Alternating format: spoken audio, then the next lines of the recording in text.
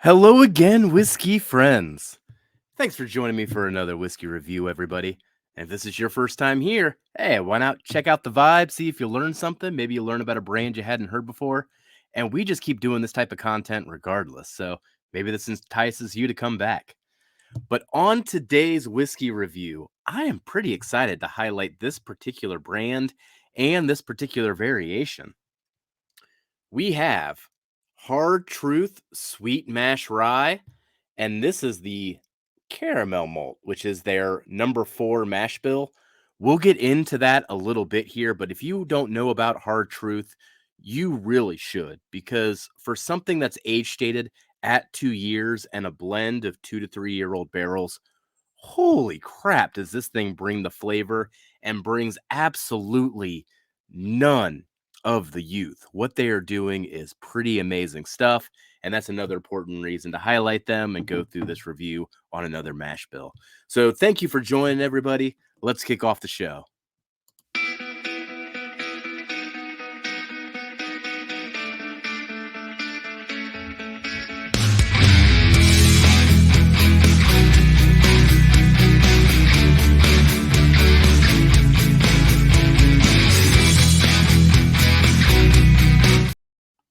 All right.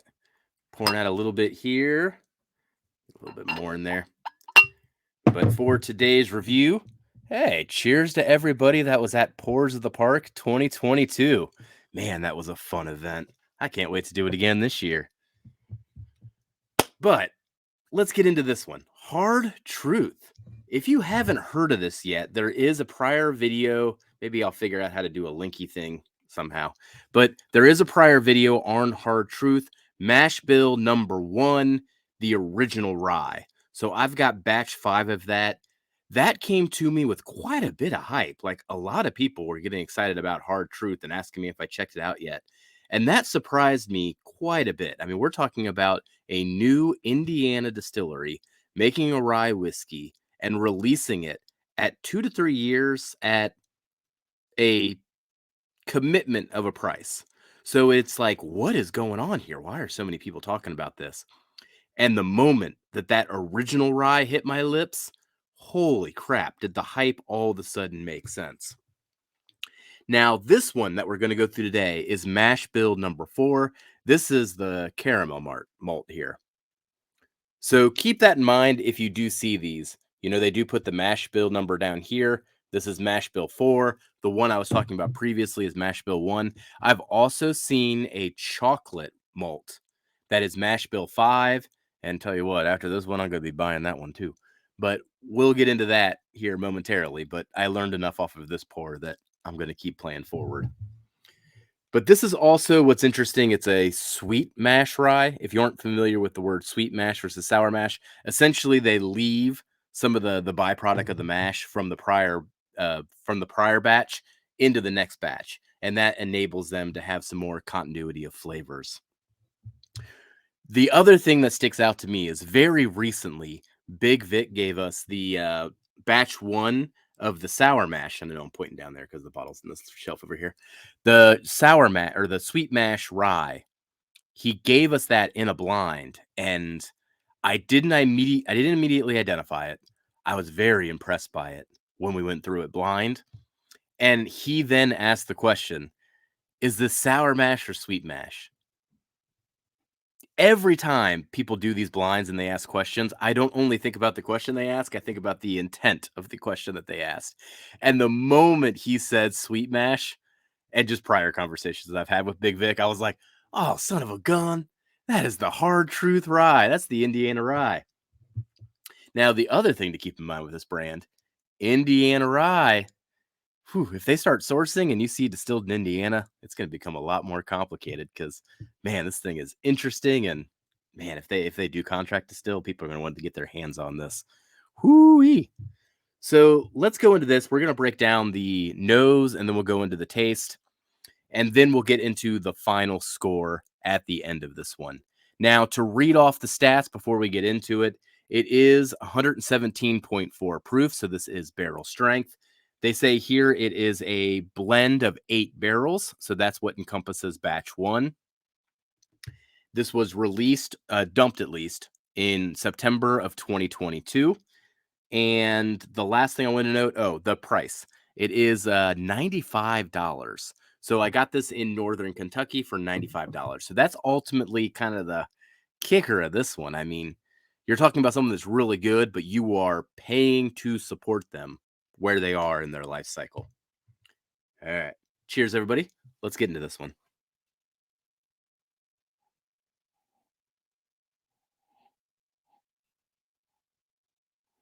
Oh, man. So there is a layer of like just high malt goodness coming off of this. I don't know the exact ratios. I should look that up, but it does give me this layer of this dark maltiness, like I do get from a driftless Glen Rye or even the Old Forester Rye. So something like that does emerge when it comes to the maltiness of the first impression. The other thing that continually confuses me is I continue to get off of Hard Truth essentially a dried popcorn kernel note. So not popcorn after it's been popped, but popcorn pre-pop. If you were just to smell the kernels, that's that dry corn sensation. I continue to get that off the brand. It doesn't make any sense. I don't think there's any corn in this. It's all rye, but I continue to get that.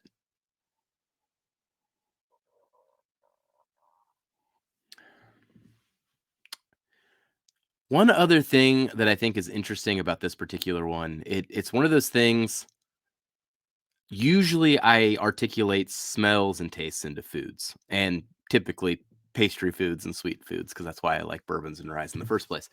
But the sometimes it can take you to a place, and what I get deep in this one is if you've been into crafts and you've done your own pottery, that pottery clay, the wet clay note, and that could be for those people that are into it, just a very relaxing smell too. So wet clay may seem like a negative, but I'm talking about just this nice, clean smell, relaxing place. Let's spin some pottery.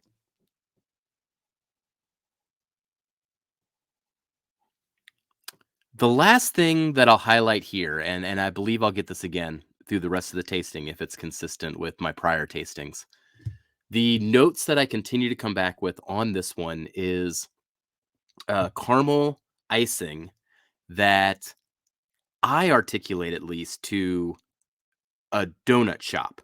So donut shops, when you have the long sticks, I feel like you have some of them covered in white icing, chocolate icing, or caramel icing.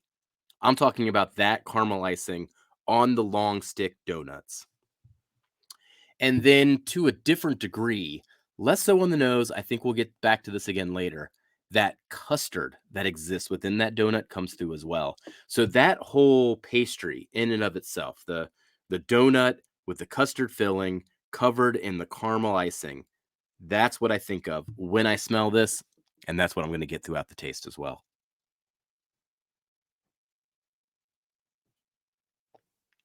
I think that's everything. I'm not getting anything else from this one. Let's get into the taste. Cheers, everybody. Thanks for joining me this far.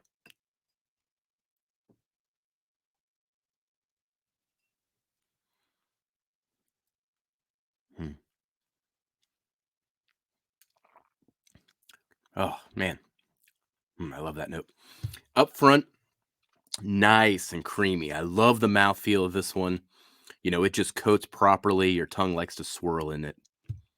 The flavors up front are related to the prior notes that I said. It really is that caramel icing that I associate with donut shops.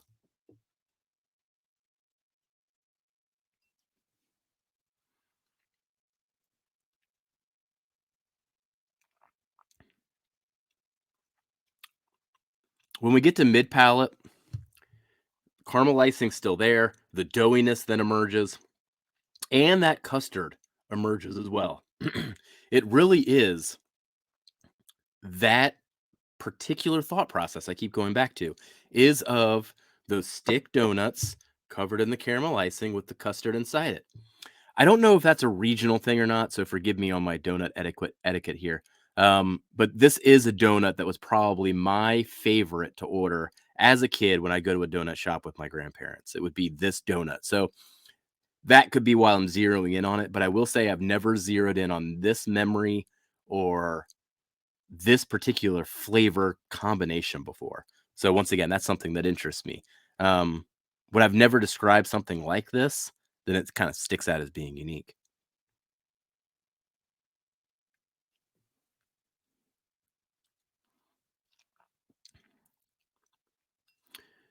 Then on the finish, I mean, that's finally when it's like, oh, that's a rye.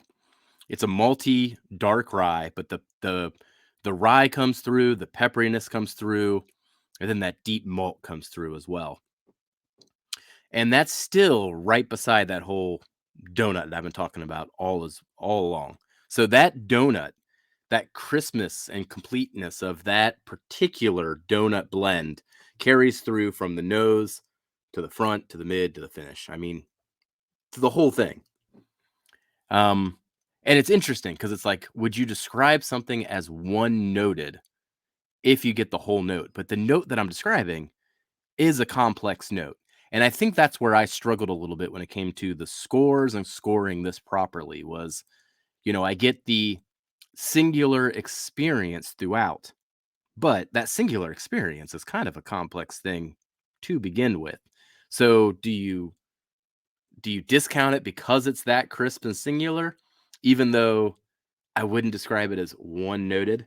But we'll get into the scores in just a moment here. I'm going to do one more sip and then let's go into the scores.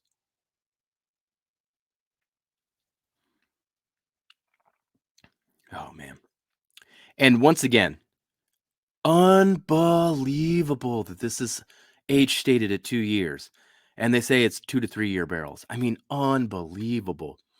I mean, the trajectory of this particular brand and what they're doing right now, um, it just blows my mind. It has to be something that we're talking about 2, 3, 4 years from now. Amazing stuff has to be coming from here because it is already amazing. But let's pull up the scores here. We're going to focus specifically on the hard truth caramel malt rye. So here in the channel, we got our scoring system. We break it up into 3 categories. There's a whole bunch of metrics going on behind the scenes here that feed into this. But ultimately, flavor is worth 40%. That's just how enjoyable it was at every stage of the process. Experience is worth 50%. That's more about the technical score, the complexity of the nose and the flavors, the mouth feel, complexity on the palate, the length of the finish. And then the value score is how much did it cost and what was the experience versus that cost. So you can see how the scores come together here. We got an 80 on flavor. I love that caramel donut, man. That thing is awesome. The experience I gave a 70, and I've already talked a little bit about the how to grade this thing based on its complexity when its flavors come across so pure and so constant. And then the value score, I put at 70 as well. This was $95. I mean, one way or another, that is a lot of money for any barrel proof rye. Jeez, if you take away the age price, if you just told me it was 5 years or 6 years, I might believe it. Like, this stuff is really good. But it is $95, and that is a lot for a whiskey, especially for something that is seemingly just a regular pour, I guess. I don't know how to quite articulate that, but it just doesn't. I mean, $95 is a lot of money. So total score, we're going to go with a 74 out of 100, which makes this a very good pour and a very impressive pour for a 2 to 3 year old rye. The experience, I will go just one more note into this. I was conflicted on it. I docked it a few points on complexity, but then I gave it some points back on the kind of the balance and construction of it because I really did appreciate the consistency of it, even though it is somewhat the same thing every step of the way, but a very impressive note every step of the way. That's the 80 and the flavor. Recommend giving it a 6 out of 10 on this one. So teeters towards I would recommend it. But once again, I'm looking for people who are willing to give a new distillery a chance and are willing to pay for the experience of giving a new distillery a chance. So that is particularly who I think this is focused on. This would be a hard one for me just to tell anybody. Oh yeah, go buy Hard Truth. It's great. This one's got an audience here, and I got to be very particular about that. So if you are into exploring craft distilleries and seeing what's going to be up and coming when we get to say 2025. This should be on your radar. You should be tracking the journey of Hard Truth. Do I plan to buy another? Yes.